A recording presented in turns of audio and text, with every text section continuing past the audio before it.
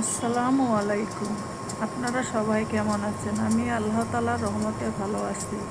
সবাইকে জানাই বিকেলের শুভেচ্ছা। শুভ বিকেল। আজ দুপুরে আমি কি রান্না করলাম তা আপনারা দেখতে থাকেন। আপনারা সবাই ভালো থাকবেন, সুস্থ থাকবেন। আমার ভিডিওগুলো যদি আপনাদের একটু ভালো লেগে থাকে তাহলে লাইক, কমেন্ট, সাবস্ক্রাইব করবেন।